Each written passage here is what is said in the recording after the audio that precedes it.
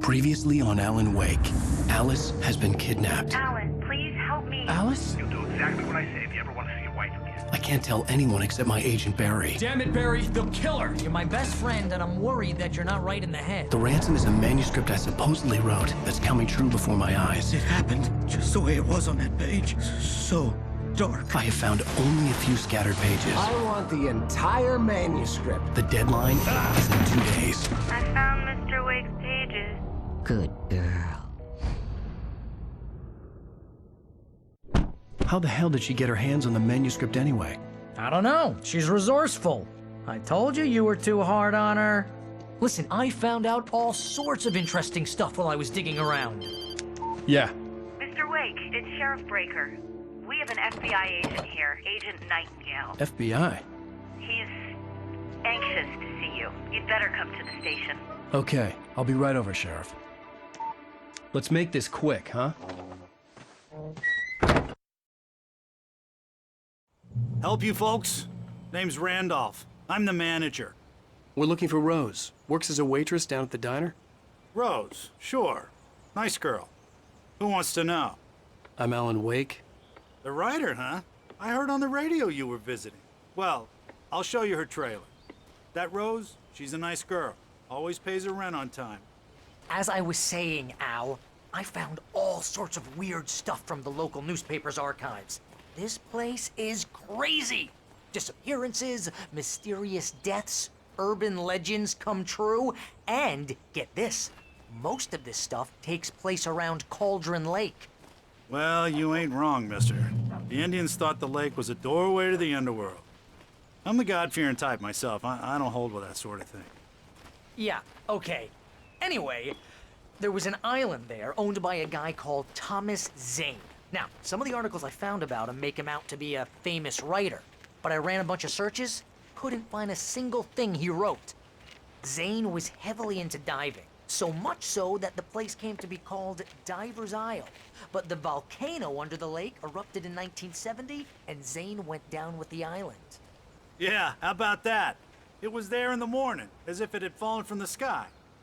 But it would take a tornado to lift something like that. We're damn lucky it didn't crush any of the trailers.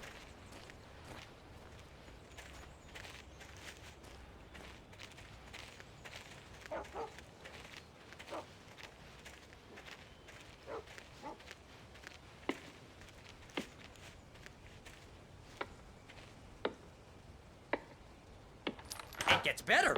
A local girl, Barbara Jagger, drowned in Cauldron Lake just a week earlier. They were lovers. Sure, Jagger's a local spook story. The Scratching Hag. Comes for you in the dark. Childish stuff like that. Anyway, Al, I'm just getting to the best part. All of the articles about this stuff were written by Cynthia Weaver. I asked around, and she's that crazy bag lady you met. What, the lamp lady? She can be a little loopy, but she's not homeless or anything. Yeah, anyway, she knew both Jagger and Zane before they both died, and she had some kind of a breakdown.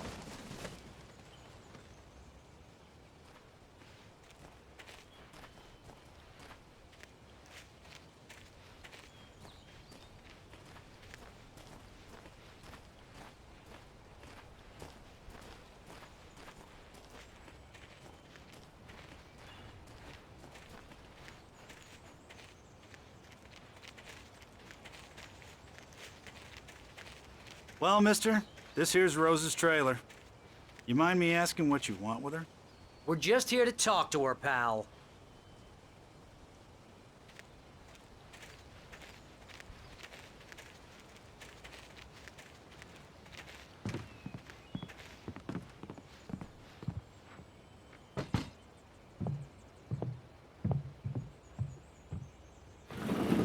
Welcome to...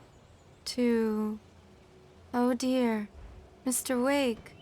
I'm so glad you're here. Rose, you have my manuscript? Oh. Oh yes. Yes. Please, come in. Hey, this is really good. Rose, Yes, my manuscript. I really need it. I understand. I know what you need. A muse to inspire you. Oh, for Barry, she doesn't have anything. Yeah, hey, Al? Al, what's... Oh... Barry! What? What?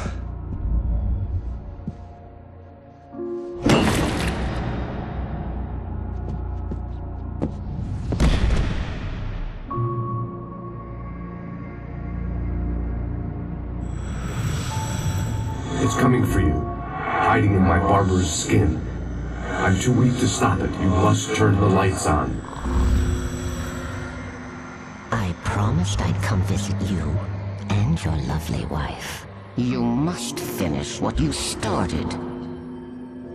I insist. You must turn the lights on. Turn the light on. Back to work, boy.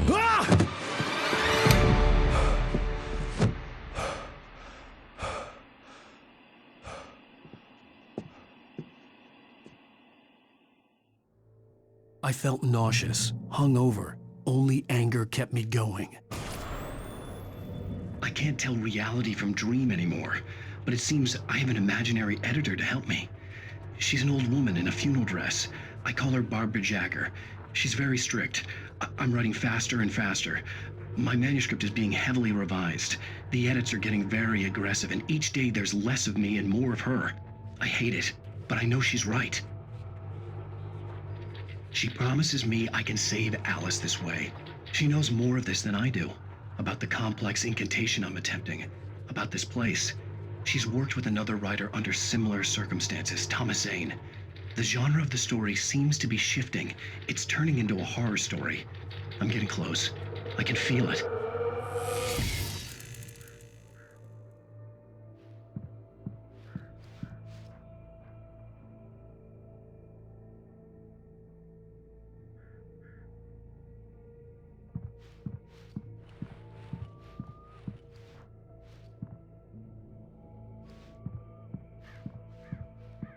Rose took a day from me. I had less than 12 hours left to meet the kidnapper. All I could do was get Barry into the car, work something out once I got on the road. Welcome to the Oh Dear Diner. What can I get you today? Coffee? I couldn't work up much hate for Rose. Something had used her to get to me and left its mark. First refill is free. Milk and sugar on the counter there. Would you like to hear today's specials? Thank you. A nice day. Come back soon. Barry was out of it. He was way too heavy to carry. You're right. I deserve more money. I'm so handsome.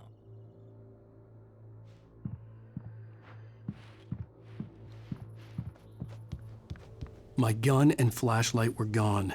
I'd have to find a way to get Barry into the car as quickly as possible. There was no time to waste.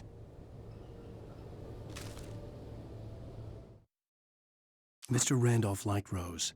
That little smile she had. How she was still sweet when life had tried so hard to make her bitter. It wasn't any of his business what she did in her trailer. But those strangers, the writer and his smart-ass sidekick, looked like trouble. And they'd been in there for hours, way past her normal bedtime. He reached for the phone and called the sheriff's station.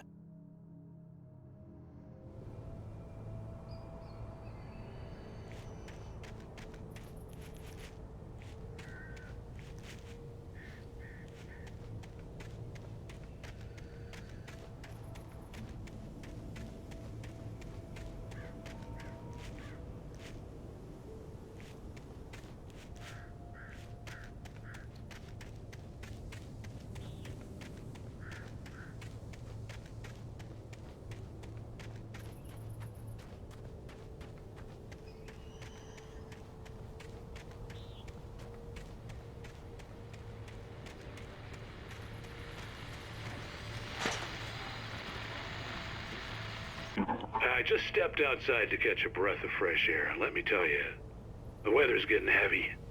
Nights like this make me especially glad I'm here talking to you and not home in bed. Once the weather takes a turn like this, I can't sleep at all. It's tangled bed sheets and dark thoughts, punctuated by the occasional plunge into nightmare. Is it just me? Well, perhaps it is. But I hope I can make the night a little bit easier to get through. Caller, you're on KBF FM. Hey, Pat, it's Walt Snyder. What's on your mind, Walt? Well, I am the way you are, but, well, I can't sleep either, you know? I just been staring out the window here, trying to make sense of it all, but, I ain't been drinking either, you know, I just... Well, you sound like a man with a problem, Walt. I had a, argument with Danny, and, then I got in trouble with the law, and, I'm just, well... I heard something like that, Walt. Yeah, well, Danny's my best friend, and, they let me out on bail today, and now I'm just alone here at the window, waiting. Man, and there's something in the air tonight, man. I was just outside looking up at the sky above our broadcast tower thinking the same thing. What are you waiting for, Walt? I don't know. Something's gonna happen. I think I better go. Well, Walt, maybe... No, thanks, Pat. Well, good luck to you, Walt. Hang in there. Let's take a little break, folks. This weather's really something else, huh?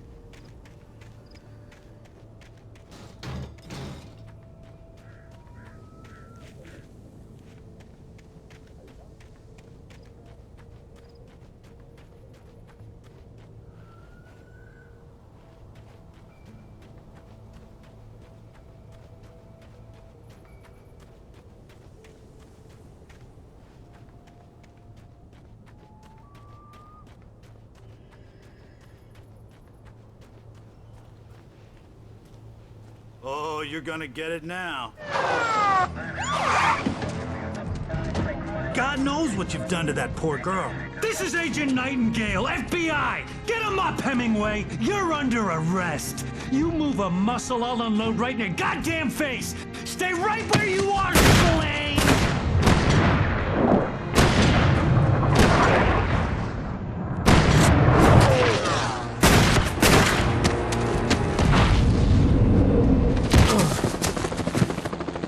What are? I'm standing right here, you goddamn maniac!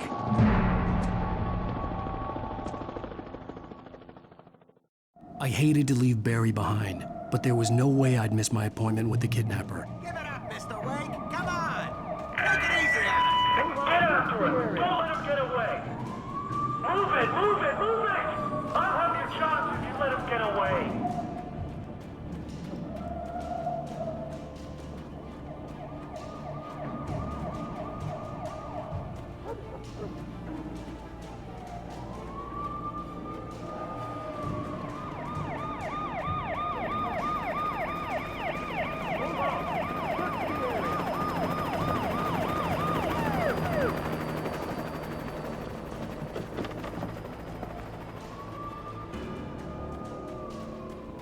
Stop running!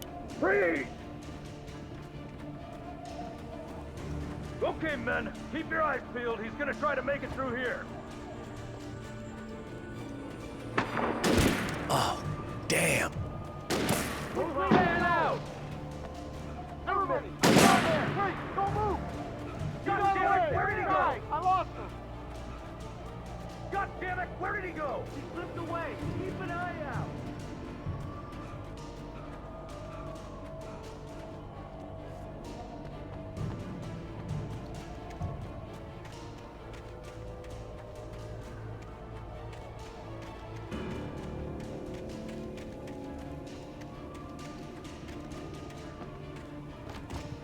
He's gone. Come on, guys. We need to head him off.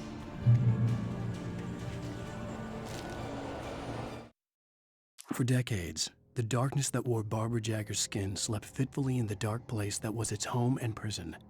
It was hungry and in pain. It dreamed of its nights of glory when the poet's writing had called it from the depths and given it a brief, terrible taste of power and freedom. The rock stars had stirred it from the deep sleep the poet had sunk it back to in the end. When it sensed the writer on the ferry, it opened its eyes.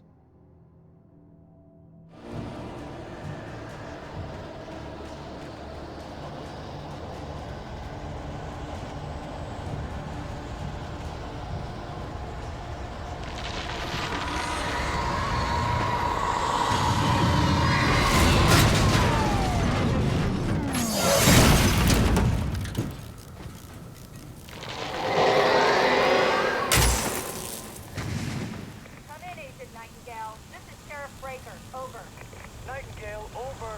What on earth is going on? My deputies tell me you fired at Wake and he didn't have a gun. You almost hit a civilian instead. Over.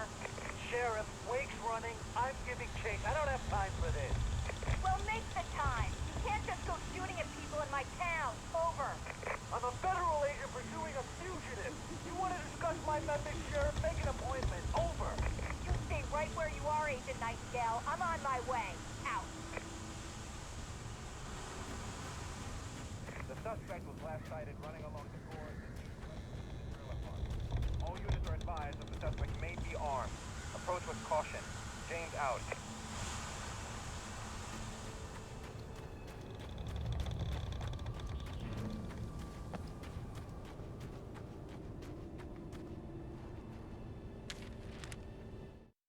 Rose didn't know how the strange old lady got in her trailer, and she looked wrong somehow. The woman showed her teeth in an approximation of a smile and traced a finger down Rose's cheek. "Pretty girl," she said. Rose felt as if she was falling asleep, but her knees didn't buckle. The crone spoke in a whisper, her words ice cold and dark in Rose's ear.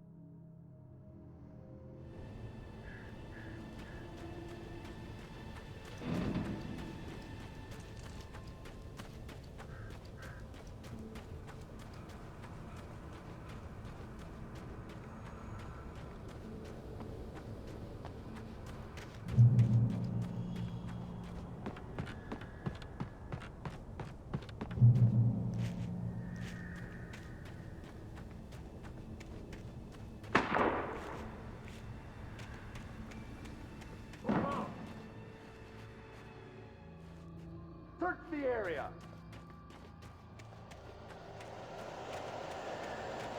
Stay sharp. This way. Over here. Hey, who's there? Come on, here's that.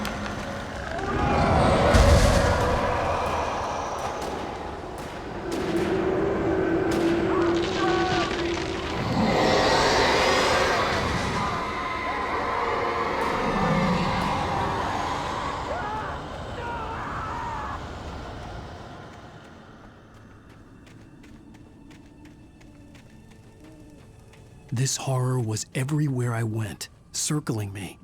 The cops didn't stand a chance. They were after a writer, not a monster.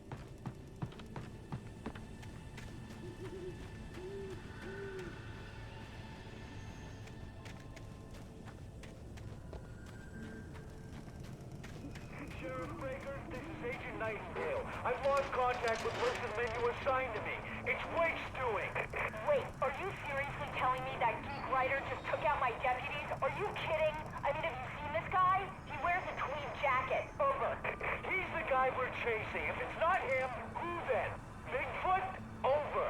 I don't know yet, but I'm not in the habit of jumping to conclusions. That tends to come back and bite you in the ass. Out.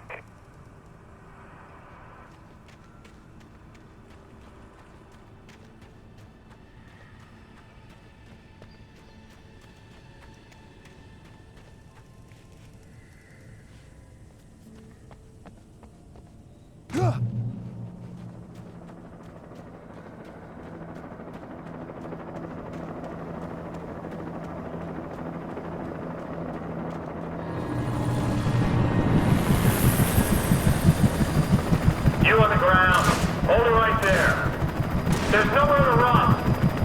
Freeze!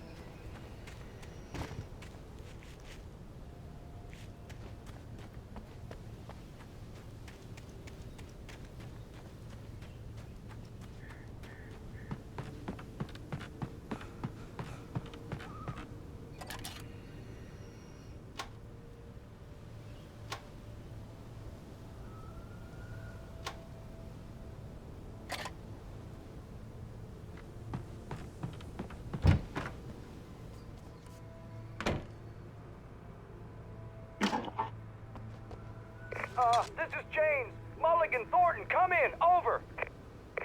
Thornton here. James, we got both Wheeler and Rose in custody. They didn't put up a fight or anything. Why, they were... Hey, Mulligan, what are you doing? Come on! Sit down and give me that. James, Mulligan here. Over. Go ahead, Mulligan. Over. We got Wheeler and Rose here. Wheeler's drunk or hopped up on something. Speaking of which, that Fed had a pretty distinctive whiff of Otis Scotch about him, if you know what I mean. Over. I don't have anything on that, Deputy Mulligan. Over. Well, whatever. Anyway, Rose is just being plain weird here. You better get Doc in to take a look at both. Over. Gotcha. You better get them here quickly. The, Fed's gonna want to interview Wheeler. Over. Oh, yeah, I'll bet he does. Looks like they have a lot in common. Mulligan out.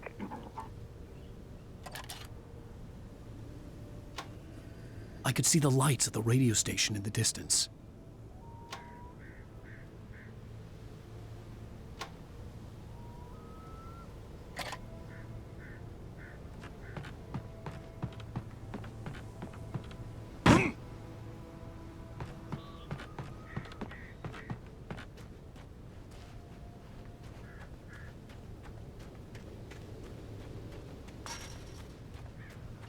I imagined that the broadcast tower in the distance was part of the local radio station.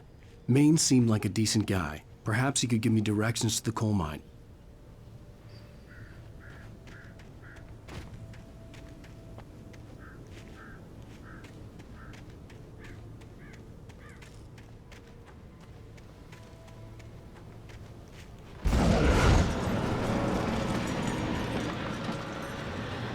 Unnatural shadows clung to the gate. The darkness that was after me was trying to stop me. I wouldn't get through without a light.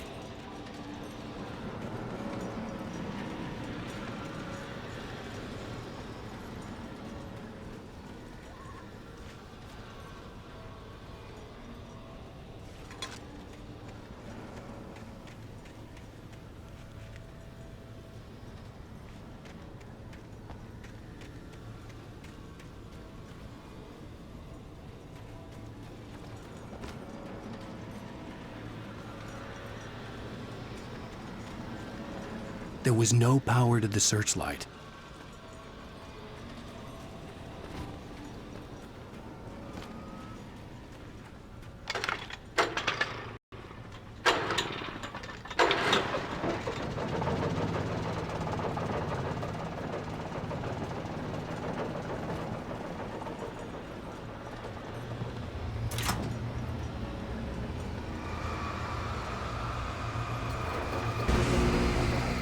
The old generator conked out.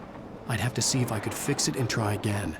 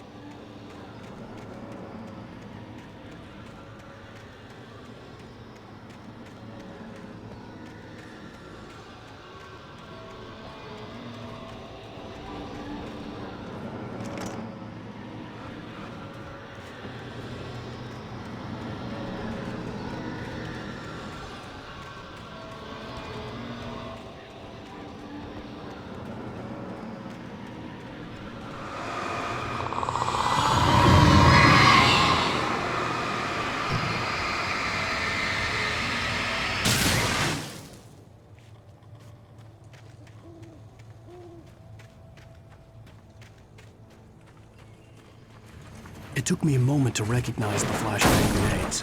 They were an ideal weapon for my situation. Team 1, come in. Over. Team 1, this is Sheriff Breaker. Report. Over. Team 2, come in. I need a report. Over. Come on, guys. Talk to me. Come in, please. Over.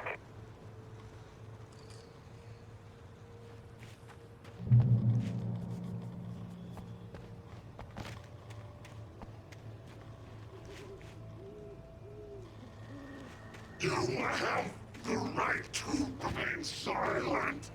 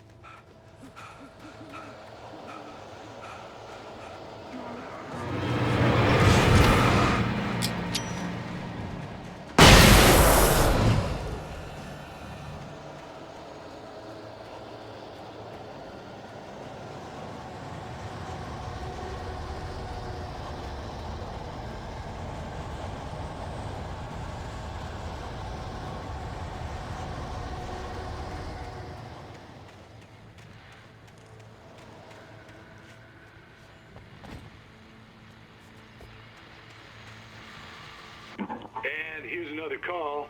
You're on KBFFM with Pat Maine. It's Milt Peabody, Pat. What's on your mind, Milt? Well, I live near the trailer park, Pat, and there's a big ruckus going on over there. Well, that's just up the road from me, too. What's going on, do you know? I don't know, but there's a bunch of police cars there, lots of sirens, a helicopter buzzing around, and I think I heard some gunshots. Gunshots? Yes, sir, like from a pistol. So can you find out what's going on? Because it's just next door and they're popping off guns there. They're still shooting? No, it was maybe 10, 15 minutes ago. It sounds serious, Pat. I'm telling you, it don't sound like no party. Well, I'm certainly going to give the station a call, Milt. Okay. You'll hear it here as soon as I hear from them. Okay, thanks.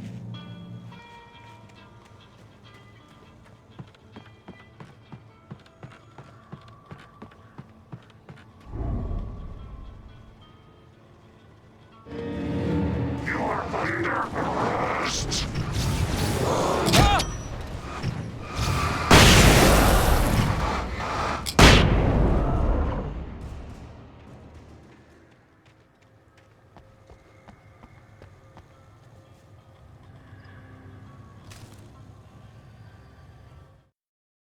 Touched by the dark presence, Rose was lost in a dreamland where everything was drawn in black and gray crayons. The old lady had promised her that all her wishes would come true. She would be Alan Wake's muse. She was smiling so hard it hurt her face. She crushed a bottle full of sleeping pills into the coffee. Deep down inside, she was screaming in terror.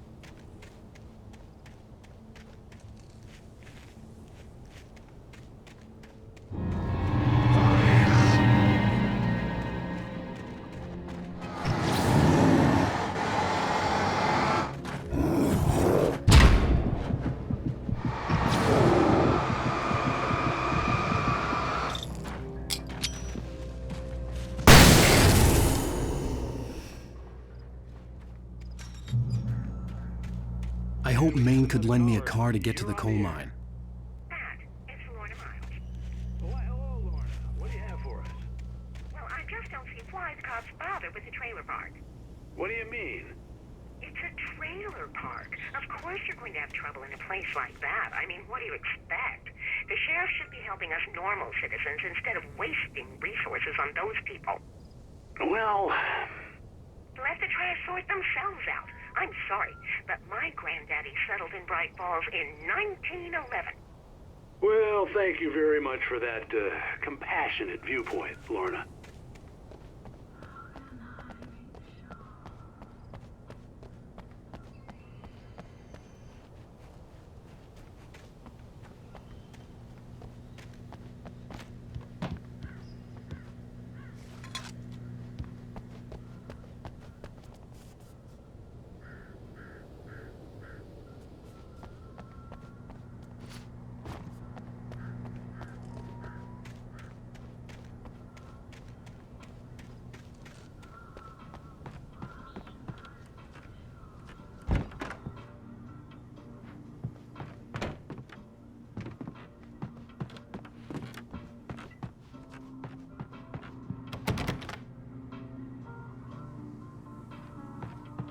Oh, here's a little surprise.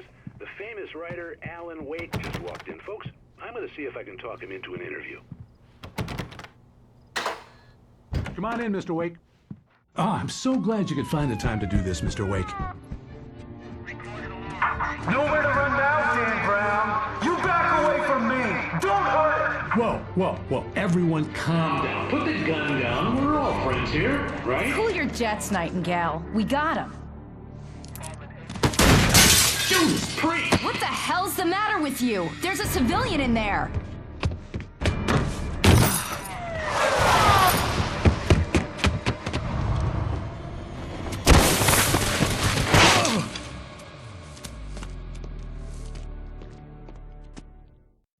I'll get you yet, even if it kills me. You hear me? You hear me, H.P. Lovecraft? I had fallen off so many cliffs it was ridiculous. That's what you get for naming a book The Sudden Stop. It was probably good I hadn't had the chance to tell Maine where I was going. I'd have to lose the cops and find my own way to the mine. Nightingale stared through the broken studio window into the dark woods. He turned around, started to walk out, but Maine grabbed his arm. "Young man, you almost shot me. You don't shoot off rounds at people like that. What's the matter with you?" Nightingale shook his arm free, marched out. His cheeks burned with rage and humiliation.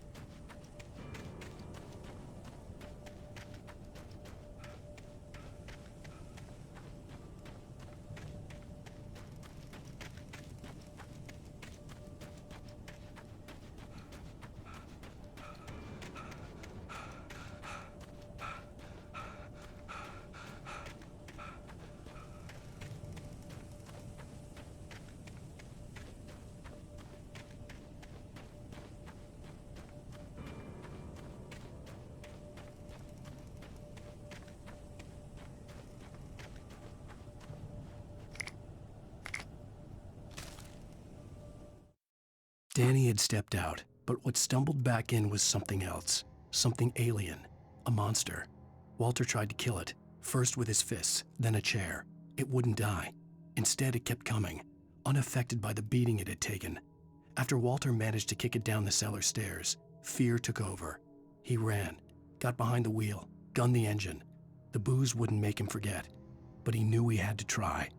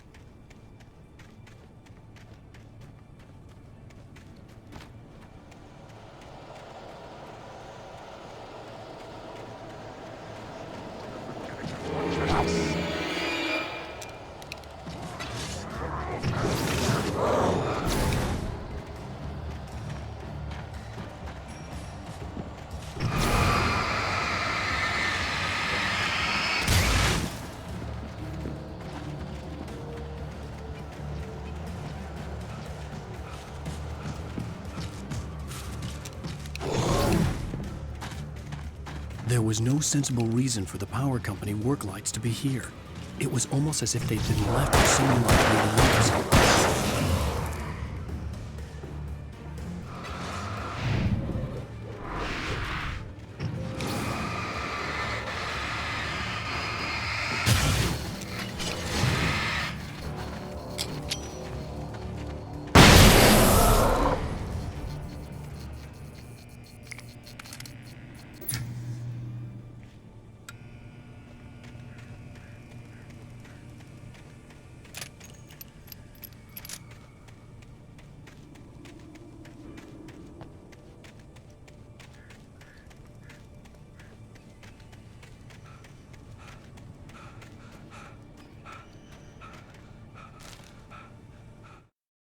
The bulldozer's engine roared to life. Mud and rocks flew as it fought for traction.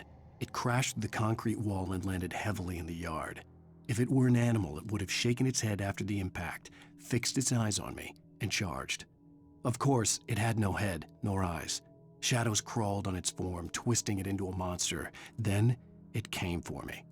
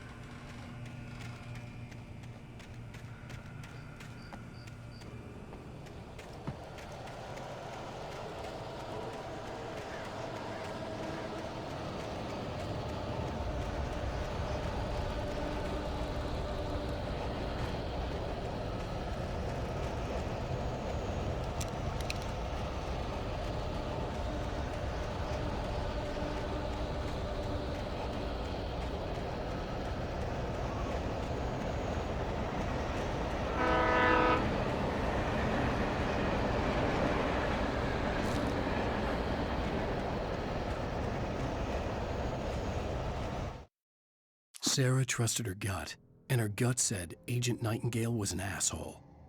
He felt wrong, and it wasn't just the smell of stale booze. It was in the way he flashed his badge, pulled rank, the look in his eyes when he wanted answers.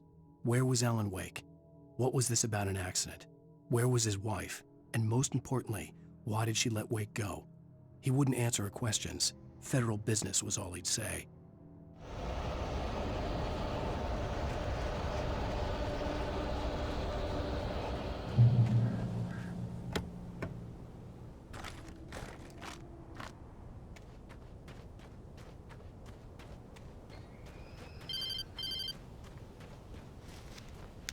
Hello?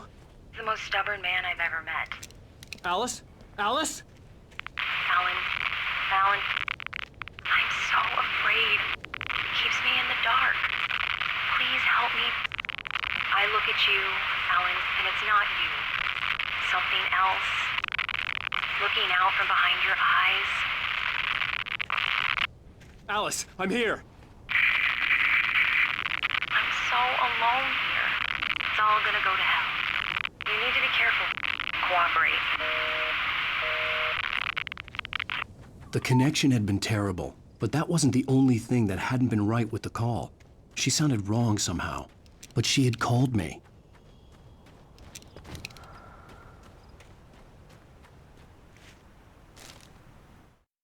The pipe wrenched itself loose from the bridge's steel framework.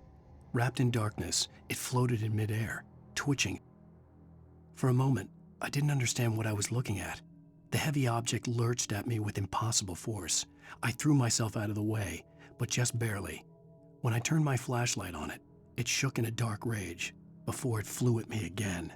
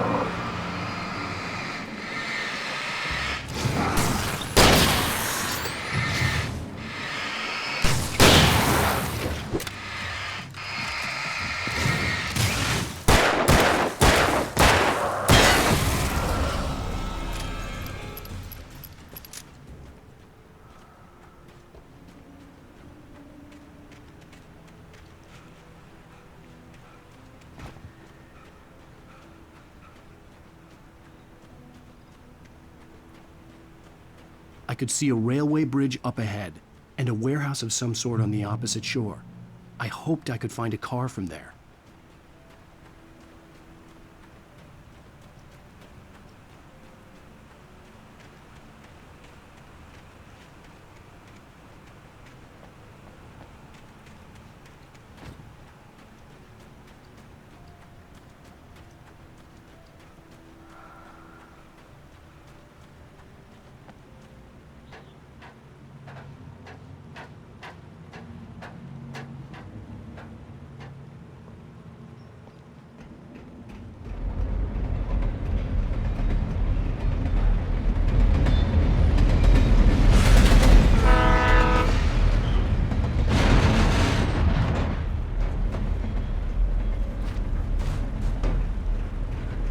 The darkness that was pursuing me was growing stronger, and it was taking over everything in its path.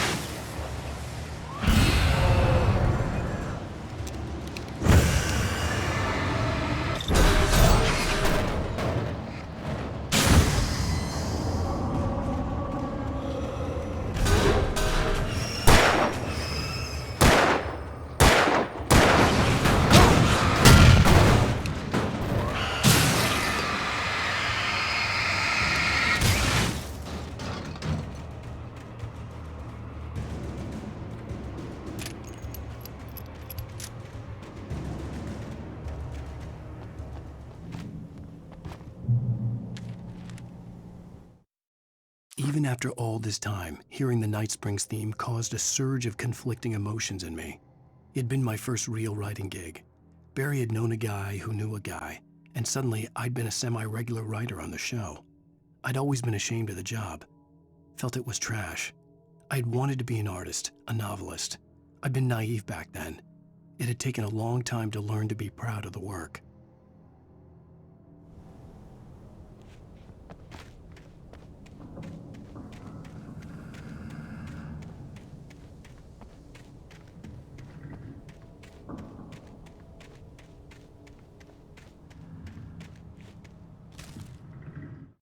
I slammed the door shut right in his smug face.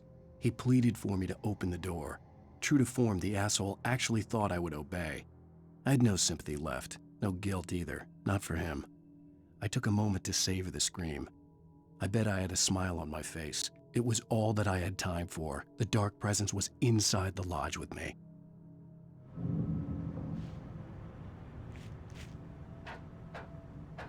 As a teenager, just starting to get interested in writing, Stephen King had been a source of inspiration to me. I thought about all the inanimate objects that had come to life in his books. No one is safe in a good horror story, certainly not the protagonist.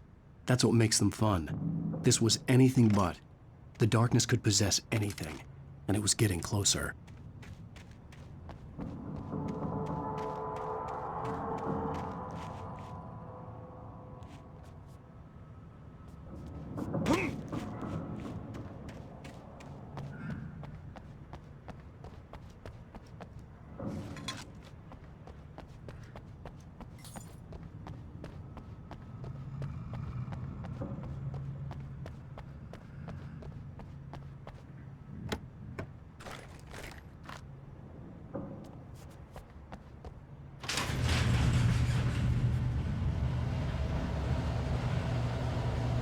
Did you call 911?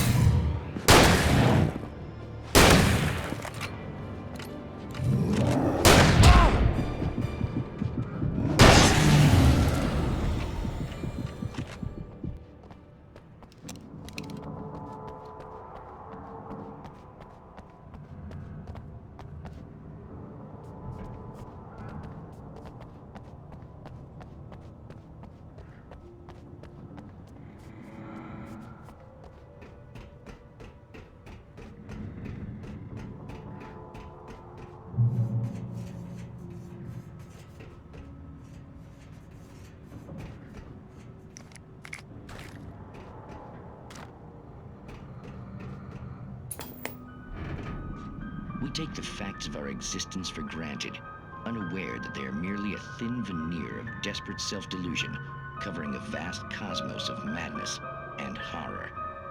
All too often, the stars are right. In Night Springs. Tonight's episode, a family occasion. Journalist Alvin Derlis' trip to study the local customs of an insular community in Night Springs has been less than successful. Until tonight. Well, I'm glad you changed your minds about this. Ancient customs, local mythology. My editor loves this kind of stuff. Well, Mr. Derlith, we don't want to feel like we're on exhibition. But you have demonstrated the seriousness of your intent. Oh, I am serious. Really, just do your thing. I'll stay out of your way and observe. Actually, I thought you could assist us. I'm afraid we are a man short. It would provide you with an intimate perspective. Could I really? Of course, Mr. Derleth. Well, I guess that's the least I... What would I have to do? Oh, here. Let me show you with a kiss.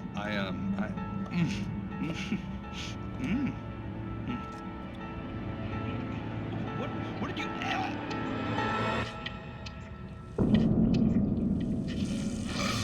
Oh, Mr. Derleth, you have well pleased Nixie Perka, the dweller in flesh. Your body shall host his 1,000 young, and all shall be glory.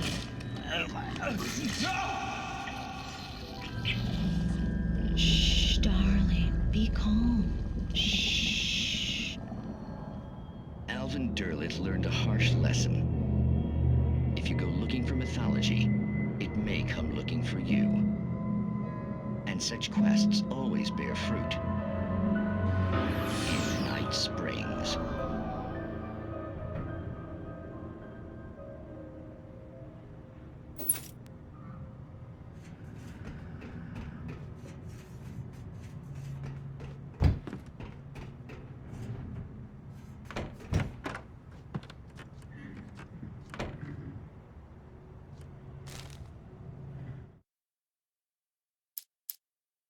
The darkness surged towards me, sucking everything loose from the ground into its depths, tugging at my clothes.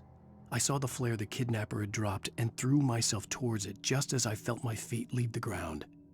The darkness embraced me with the force of a tornado. Somehow I managed to light the flare. The darkness roared and cast me away. I fell toward the dark waters of the lake far below.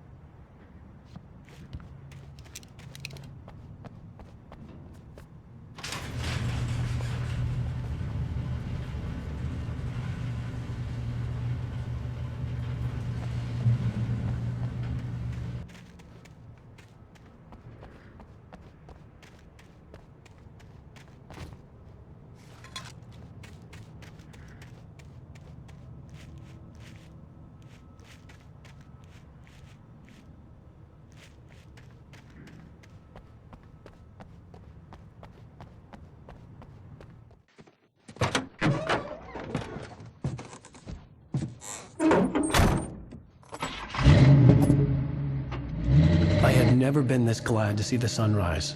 I had a couple of hours to get to the coal mine.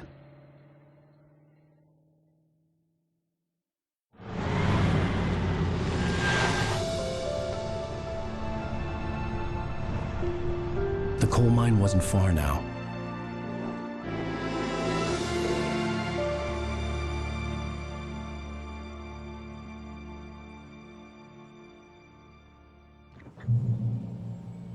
Today, I would meet the kidnapper, and he would give me Alice. I wouldn't give him any other choice. A drowning man will clutch at a straw.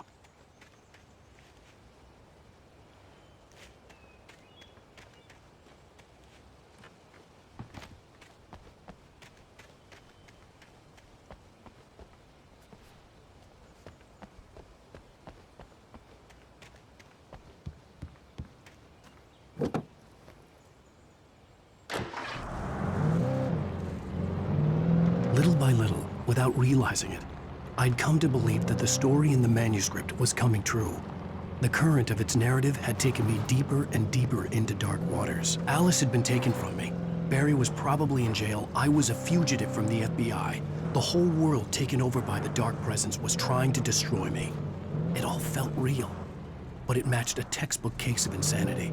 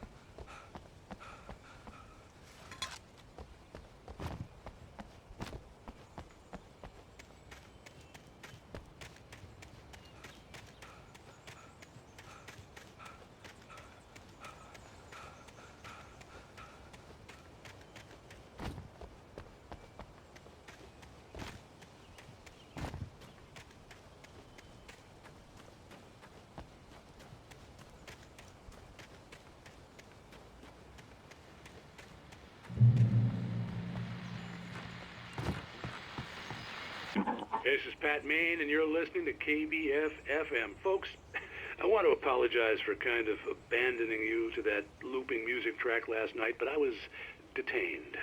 You see, I encountered a big-shot G-man with an itchy trigger finger who could use a lesson in manners and a boot in the ass, not necessarily in that order either. Now, folks, I know I'm not being very informative here, and I apologize for that.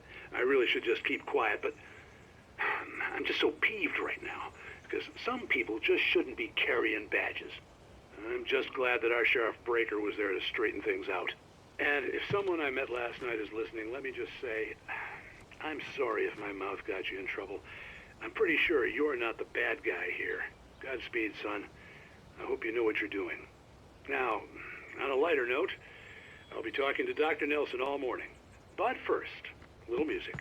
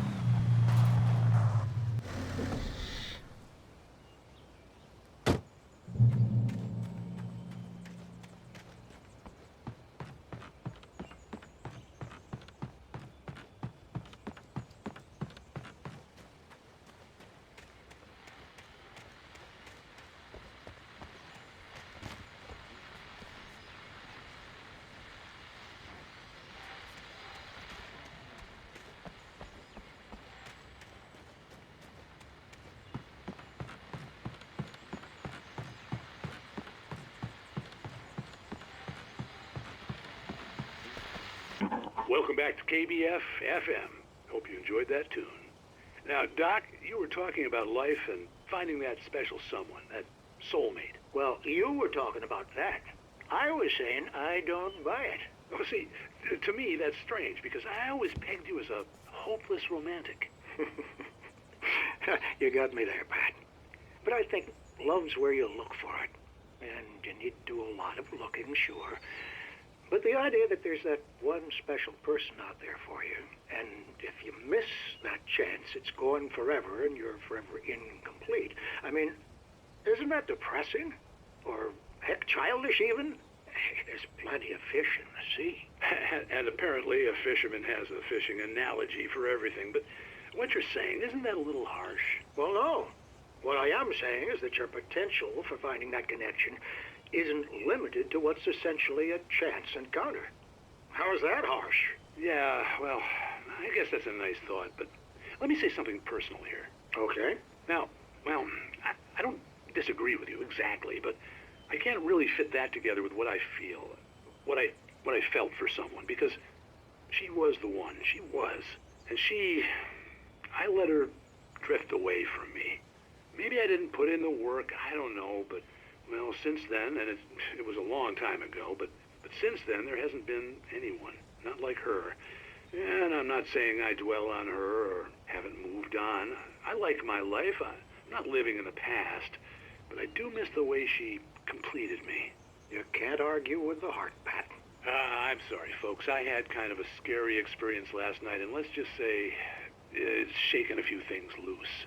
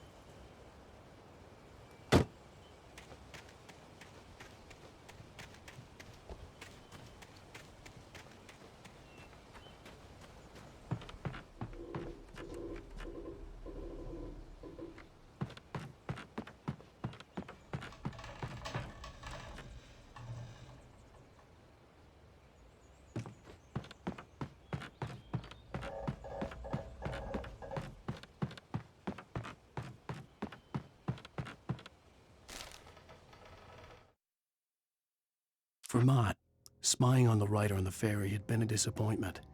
His boss had made Wake out to be something special, but Mott hadn't been impressed. He'd gotten a good long look at the wife, though, and he liked what he saw.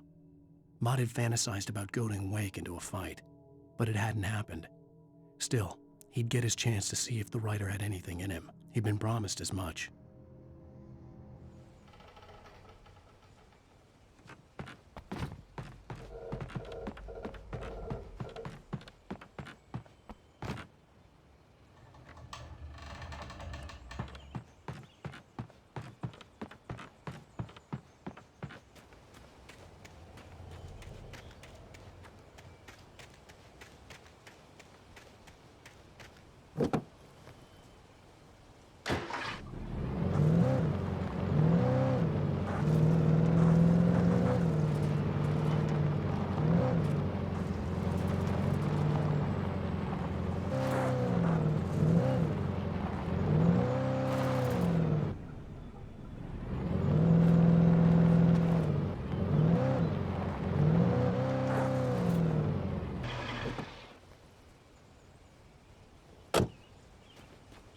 I was early.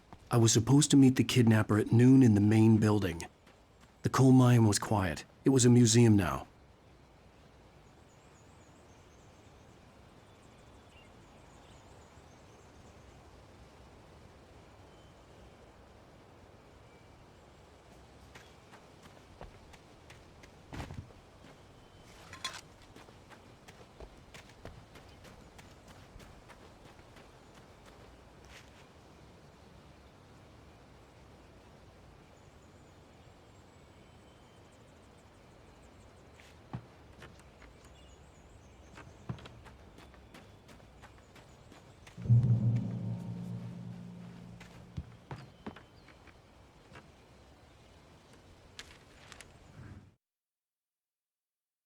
With Nightingale gone and the night wind blowing in through the broken studio window, Maine stared at Sarah. The sheriff looked away. Maine's voice shook with barely controlled anger. That boy's doing more drinking than thinking. I hope you know what you're doing, Sarah. He's got a sickness in his eyes. You take my word for it. He wants Wake for a reason, and it's not for anything good.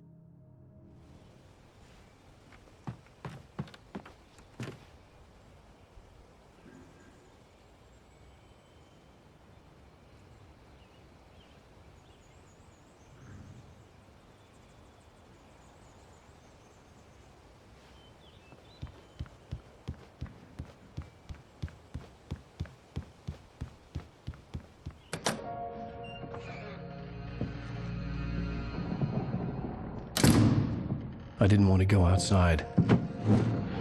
Cops had to be looking for me. The noon sun turned the place into a sauna. The day dragged on. Different scenarios ran through my mind. Ways of how I'd torture the kidnapper to get Alice back. Or the different horrible things he could have done to her. I imagined her dead. I had no way of knowing she was still alive. It was killing me. I was running on blind hope. It was all a waste of time. The bastard never showed up.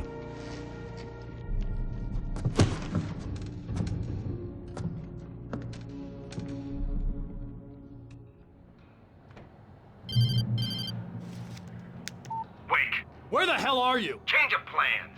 You know where Mirror Peak is? It's a big mountain north of where you are. You follow the path from the mine, you can't miss it. There's a lookout point there. I'll be waiting. I'm through being jerked around You by want you. to see your wife alive? Because if you do, you better watch what you say to me. Do we understand each other? I want to talk to Alice. Yeah, and I want the manuscript. Don't keep me waiting, Wake. Hello? Hello! Ah! I'm gonna kill him! I had to get to Mirror Peak.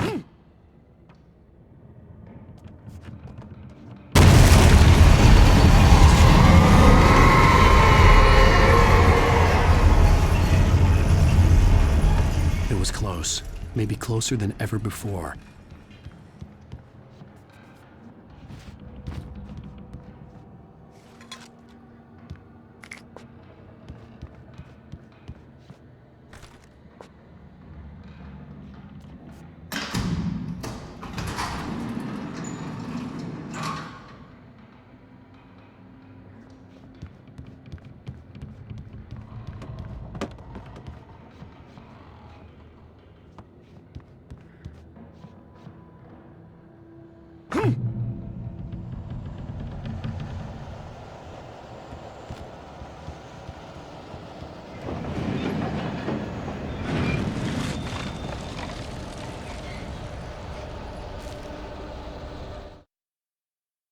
When Thomas Zane fell for Barbara Jagger, it happened fast.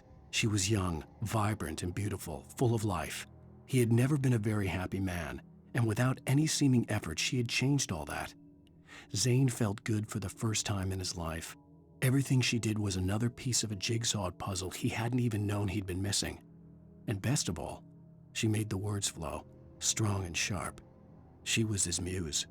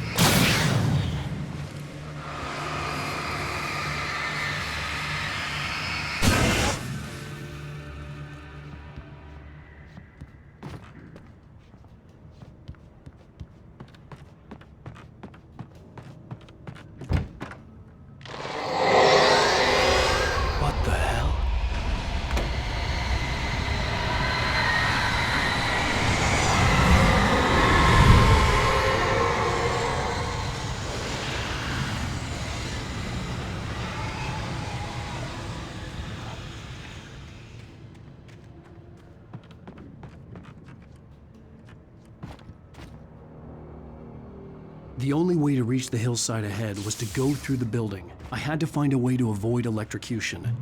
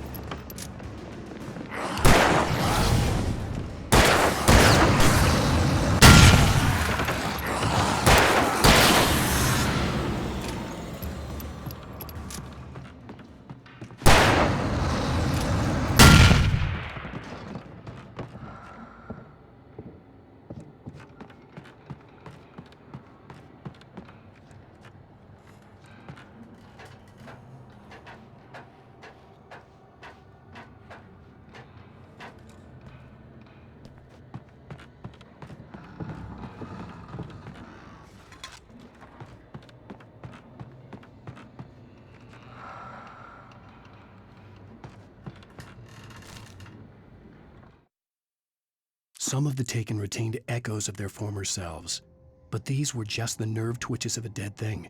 Nothing remained but a shell covered and filled with darkness. In most cases, these puppets were enough for the purposes of the dark presence. But for anything more elaborate, as with the writer, it was different. It needed his mind. And so rather than taking him over completely, it merely touched him.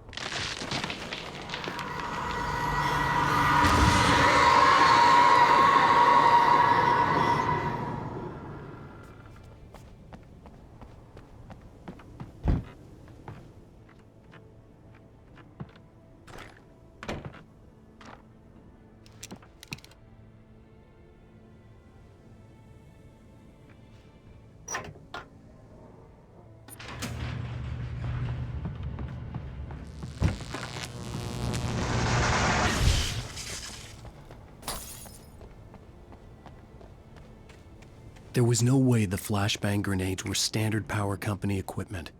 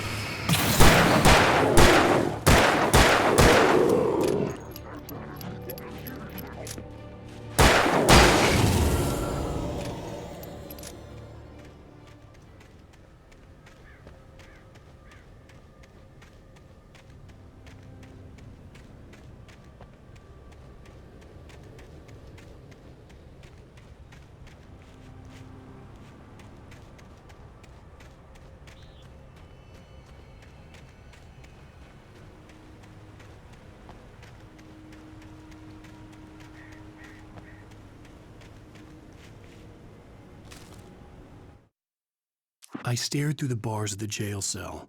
Barry stood behind me, swaying on his feet, looking as ill as I felt. Agent Nightingale stood on the other side of the bars with Sheriff Breaker. Nightingale had a stack of manuscript pages in his hand. He seemed unhinged as he gloated. "Well, I've got you now, Raymond Chandler. It's all here, all the evidence, including conspiracy to murder a federal agent."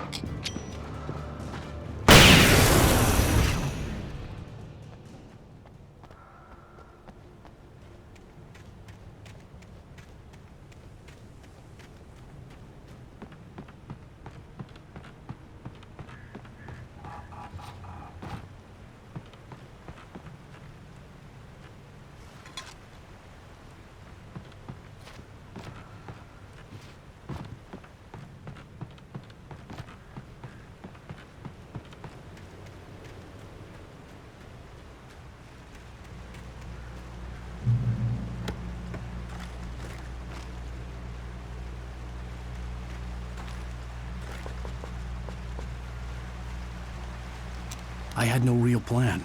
I was going to give the kidnapper all the manuscript pages I had for Alice. If that wasn't enough, I'd hold him at gunpoint and make him talk.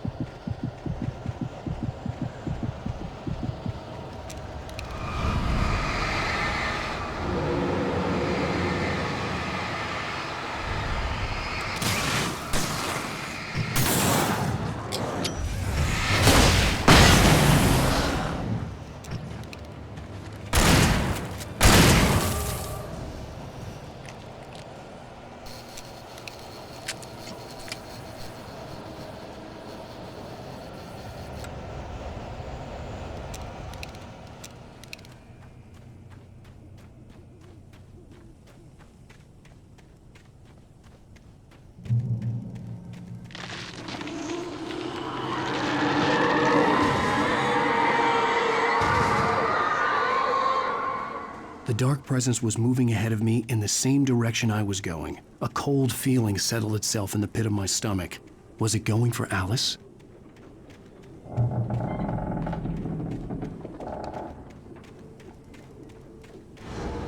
The graveyard shift may cause cancer.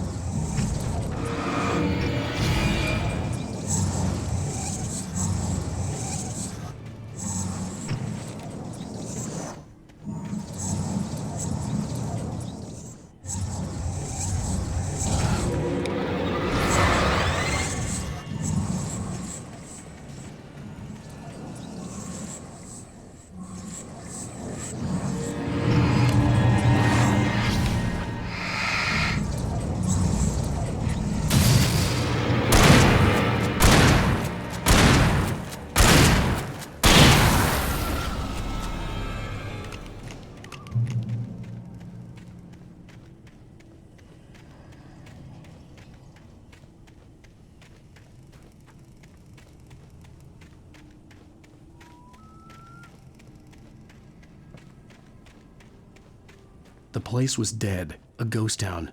Had been for decades, maybe a century.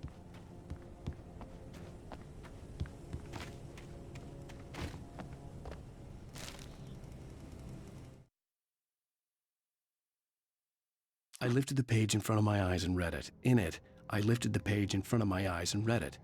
In it, I lifted the page in front of my eyes and read it.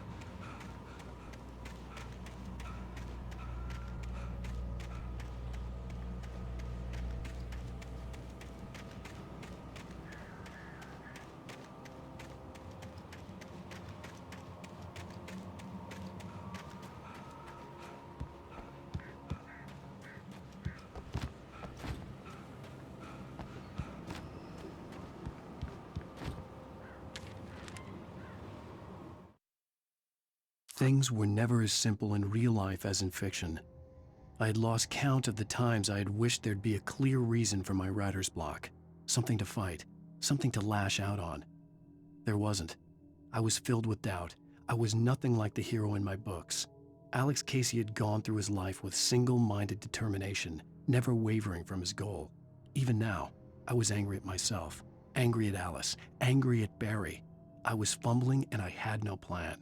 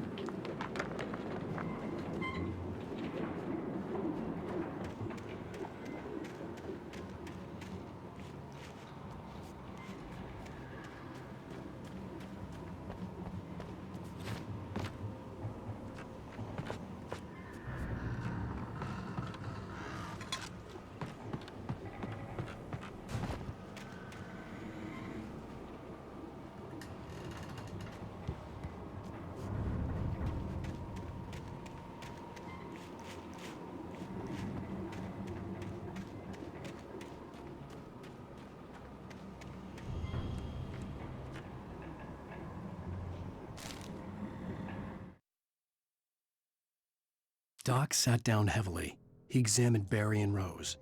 Barry was already recovering. Rose was another story. She was conscious, but she was barely present, almost delirious, disturbed, touched in the head, they used to say. It wasn't the first time Doc had seen someone in such a state, but it had been over 30 years. Doc poured himself a stiff drink. He hadn't forgotten a thing.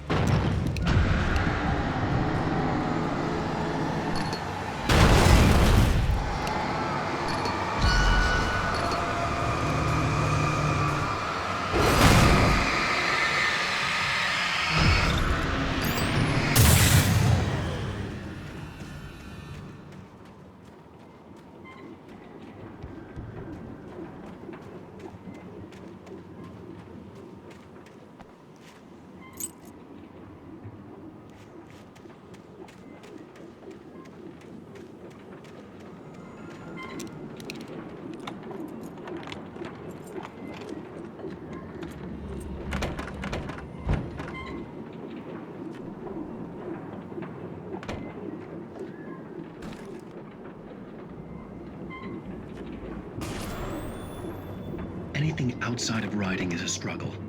I feel ill. I managed to make my way downstairs. There's a shoebox filled with books and papers by Thomas Zane. It's very hard to focus, but I managed to read some of it. He's a poet, and a good one. He writes of muses and creators summoning fabulous things from a magic lake, using his powers to shape the world of a realm of gods and dreams and demons, dark things that wait for a chance to slip through, wearing the flesh of men as disguise.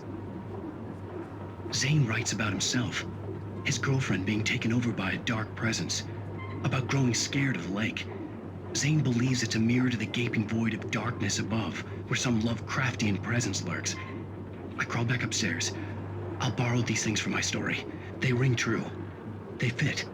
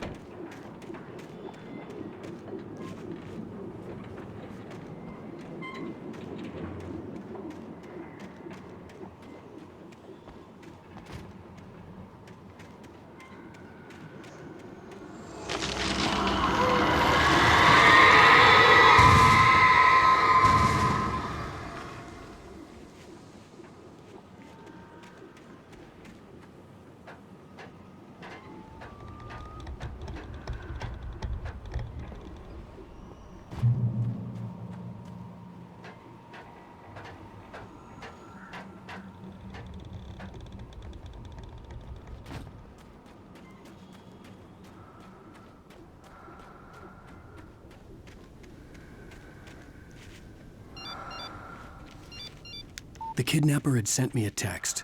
The message was full of spelling errors and insults. It was telling me to hurry up.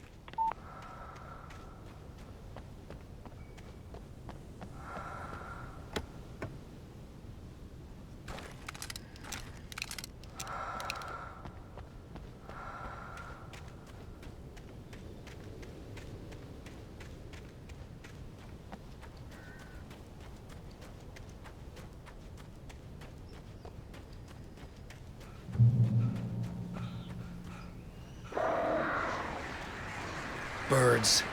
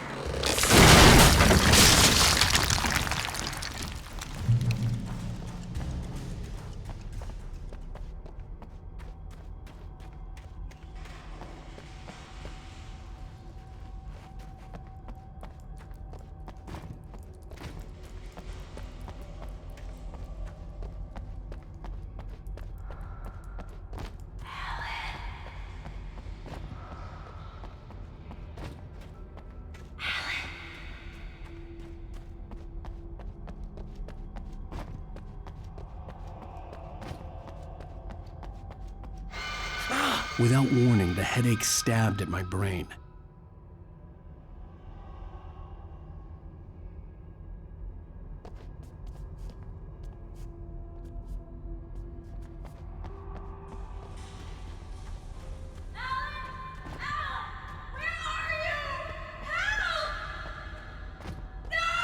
Alice? Alice!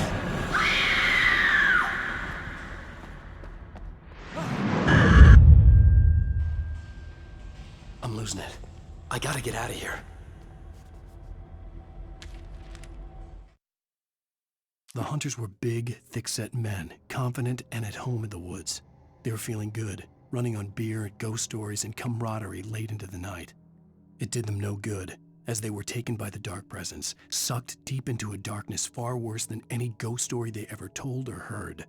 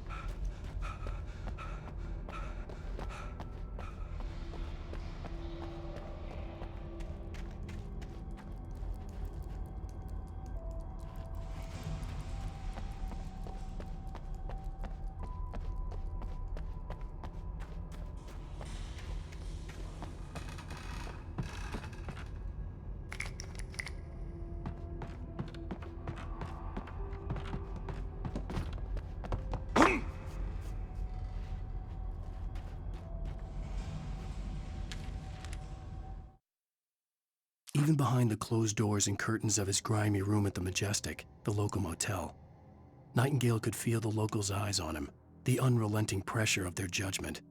He forced it out of his mind. For all he knew, they could all be under Wake's spell already. You do what you have to do to get the job done. He took comfort from the bottle in his hand. Please, he thought, just let me get through this.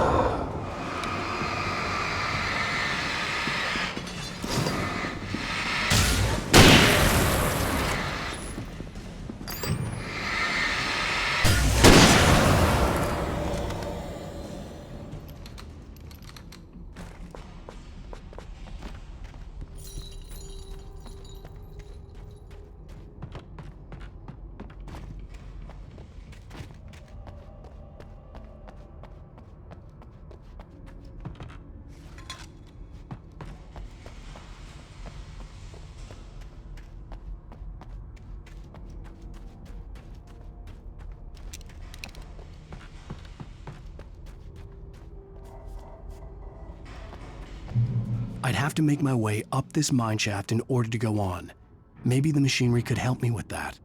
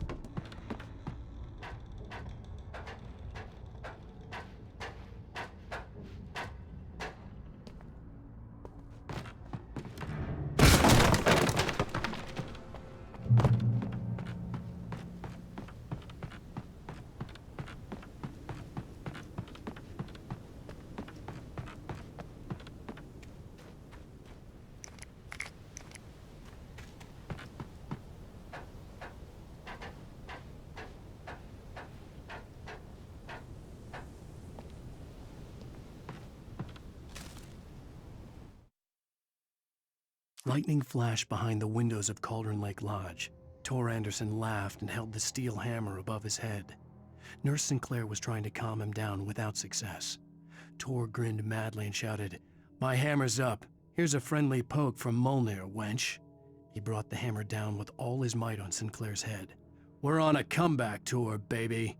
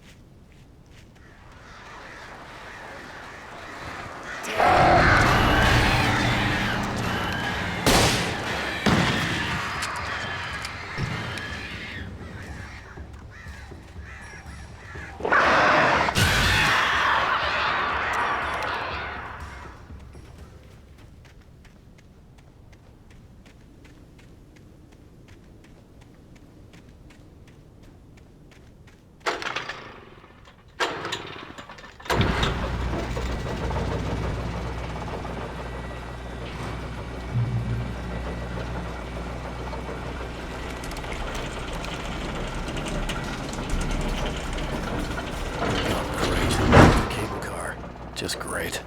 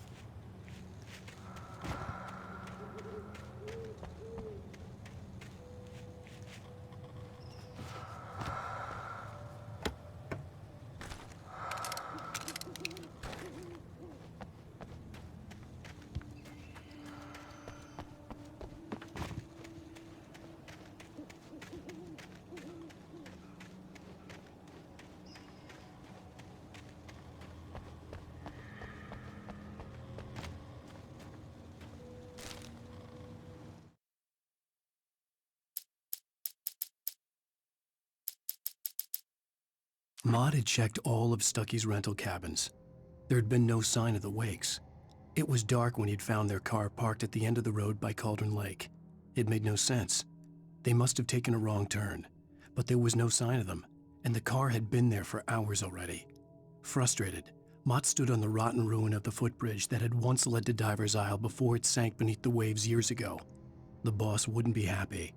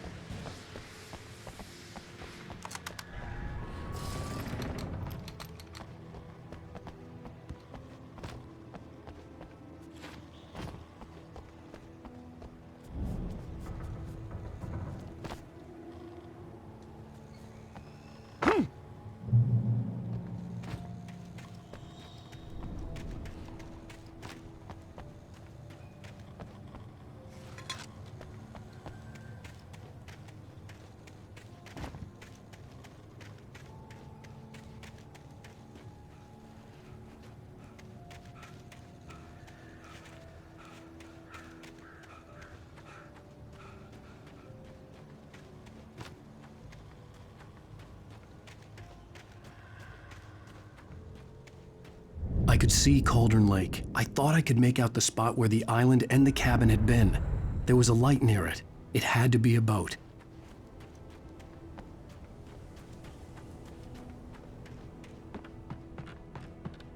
I was close now.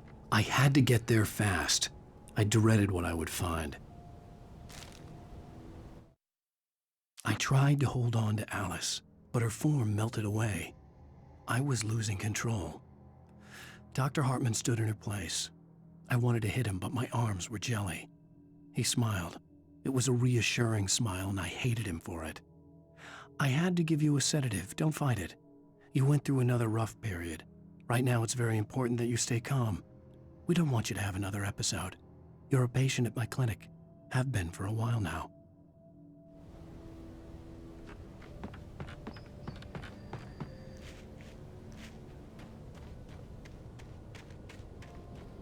Wait! Hey, you? Wake? Hey, I'm here! I'm coming! No! Get away! Sorry. Please, lady. The boss didn't know who he was messing with. I didn't know. I swear I didn't know. We don't have his wife.